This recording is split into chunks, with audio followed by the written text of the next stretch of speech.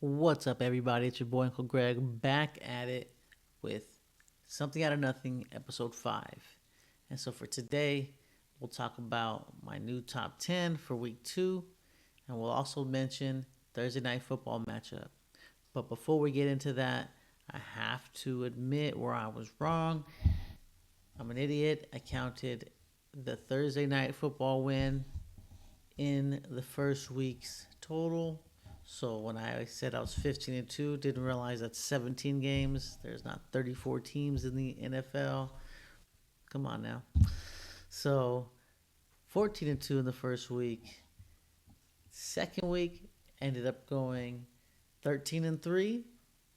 Not bad.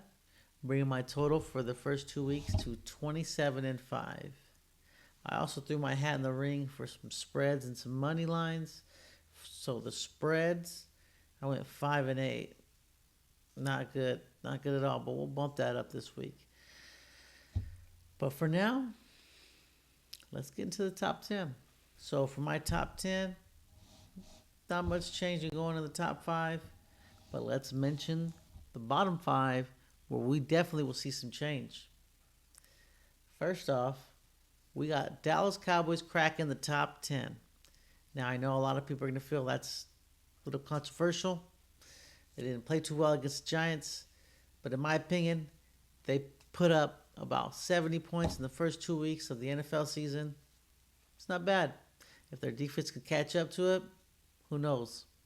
But for 2 weeks, put the Cowboys in. Could have put a couple other teams in. Cincinnati was right there. I know they got their backup in, Jake Browning, so I was kind of like, I'm not too sure. So I think the Cowboys get in this spot. And I know it's going to be controversial. I know off the battle online. It's all good. So at number 9, we have the San Francisco 49ers. I feel like they're a well-oiled machine when it comes to quarterback position. They can throw anybody back there, and it's just a good cog that's going to keep on rolling for this machine. So San Francisco cracked the top 10, got in the ninth spot.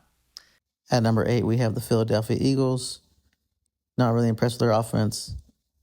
With an offense I'm impressed with. Number 7, Baltimore Ravens. Took care of business in week 2. Another offense has doing really well, surprisingly. Indianapolis Colts, Daniel Jones, Shane Steichen directing them the right way. See how long that can last. LA Rams coming in at number 5. Played pretty well. Devontae Adams starting to see the ball more. We're going to see a lot more of that. I'm pretty sure. Just a start. Next up, Tampa Bay Buccaneers.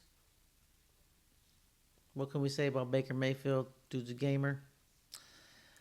Chargers went and took care of business against the Raiders. Their offensive line looks stout. Not many pressures. I think there was 6 pressures on like 30-some snaps.